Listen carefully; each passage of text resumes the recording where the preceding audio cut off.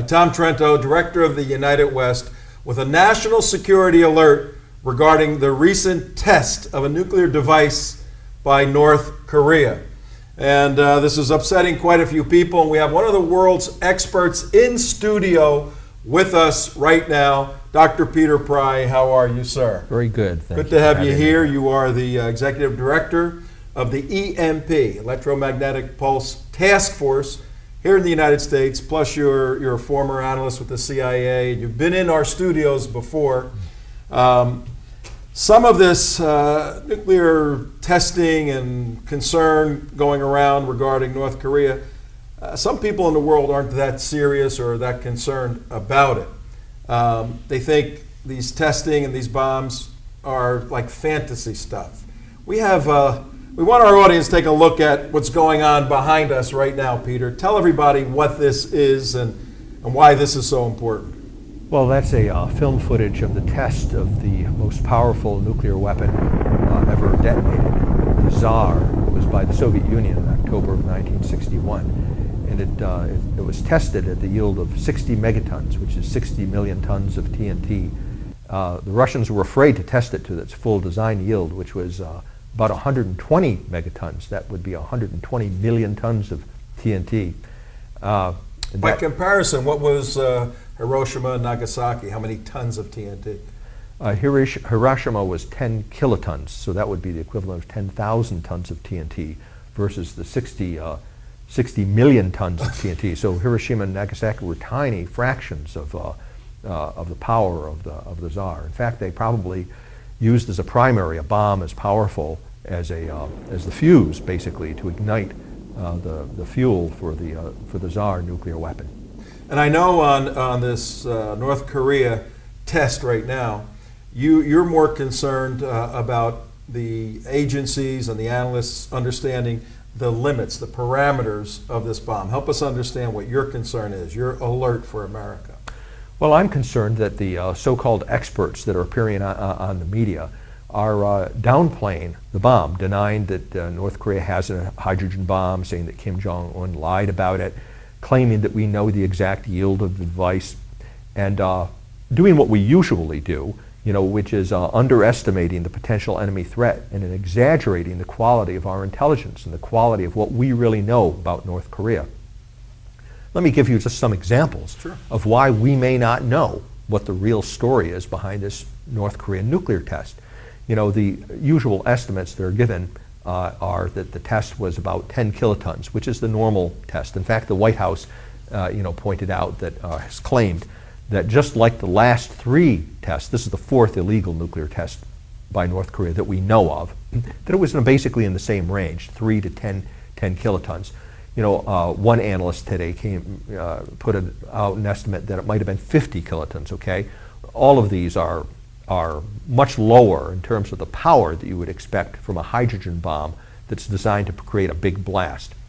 But our estimates are based on our reading of the seismic data, and that's an inexact science. There's a lot of models out there that would produce different yields. The Russians regularly come up with different yield estimates because they have different models. And it doesn't take into account that the adversary, North Korea in this case, might want to deny us information about how powerful their nuclear weapon is. You can do a decoupled nuclear test, that would reduce by tenfold the seismic signal. In which case, if you're getting a seismic reading of 10 kilotons, the actual yield could be 10 times greater than that, or 100 kilotons. If that 50 kiloton estimate from the seismic signal is right, the actual yield could be 500 kilotons if they decoupled the test. Another possibility is that they're only testing components of a larger bomb, because you don't have to do a full yield test. In fact, you don't really have to test nuclear weapons at all. You can do it by calculations and testing the individual components without actual nuclear detonation. The Hiroshima bomb, the first atomic weapon built and used that destroyed Hiroshima, was never tested. Hiroshima was the test. The one nuclear test we conducted was of the Nagasaki type bomb. It was a more complicated implosion design, and we only tested it once, and it worked perfectly both times. But it could be that North Korea is just testing components. It could be the 10 kiloton yield could be from the primary, from the first stage of a much more powerful weapon. So we don't know that that this is we ought not to be regarding this as the ceiling of the North Korean threat. What we're seeing is the floor of the North Korean threat. We know for sure that they've got nuclear weapons that can produce at least 10 kilotons, maybe as high as 50 kilotons if that other estimate is right. And there's another factor. I mean, there are reasons for thinking that their nuclear weapon design capabilities are more sophisticated than we are typically giving them credit. You know, we've detected traces in their nuclear tests of tritium. Now that is associated. That's the fuel that you use for a hydrogen bomb. Okay. So how did they get hold of tritium? It's also the most difficult kind of material to get hold of for a hydrogen bomb. It's harder to get hold of than deuterium, and it's also used in more sophisticated type bomb designs. In fact, the EMP Commission on which I served estimated that the North Koreans probably do have a sophisticated nuclear weapon called a super-EMP weapon. It's a specialized kind of hydrogen bomb. It's a low-yield hydrogen bomb that's designed not to create a big explosion, but to produce a specialized effect. In this case, to put out gamma rays, perhaps, which is what causes the EMP effect. An EMP being it's an electromagnetic pulse. I want to get into the EMP in part 2 of our interview. Okay. But right now, in terms of the low end and high end parameter yield, what is your call to action for Americans? What should Americans do? Well, we should be taking very seriously the North Korean nuclear threat and not dismissing it. Kim Jong-un is an unstable character. They also have a strategic partnership with Iran. We shouldn't blithely assume that Iran and North Korea are not cooperating. Indeed, North Korean scientists are in Iran as we speak, helping them with their long-range missile program. We don't know that North Koreans aren't in there also helping them with a clandestine nuclear weapons program.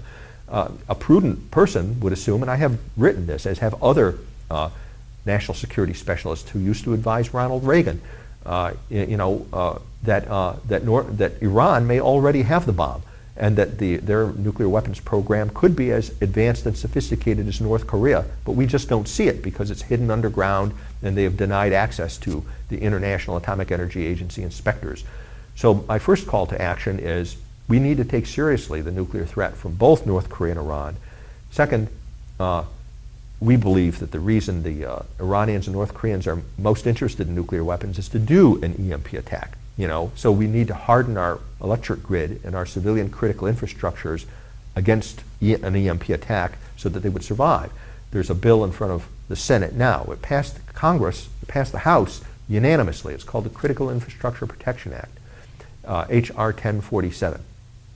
And this would be an excellent first step if that bill passes the Senate to protecting us, to protect the electric grid, to protect the other life-sustaining critical infrastructures that support us as a modern society from nuclear EMP threats from all actors, North Korea, Iran, Russia, China, terrorists if they get hold of the bomb. Next, the Congressional EMP Commission has been reestablished. It was reestablished by the Congress, and when President Obama signed the National Defense Authorization Act just before Thanksgiving, it came back into being. The Department of Defense needs to provide whatever resources and support it can to make that commission successful so that it can play its role in protecting our society. And the last call to action I would say is don't wait for Washington to solve these problems of protecting our electric grid and critical infrastructures. Take steps to protect your own family. There are things you can do to protect against a protracted blackout, a worst case scenario like a protracted blackout that could last months or years. And you can get your state to protect its grid.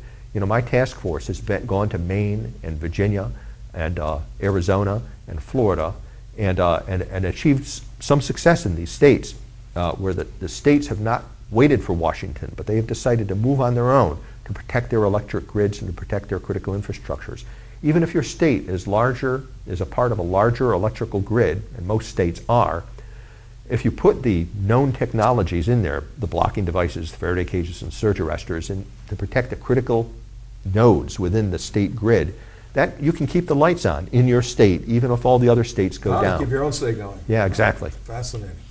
All right, well, in part 2, we're going to take a look specifically at why you think this could be a super EMP in North Korea and what the impact of that can be in the United States. So stay tuned for Part 2 with Dr. Peter Pry. Tom Trento for the United West with this National Security Alert.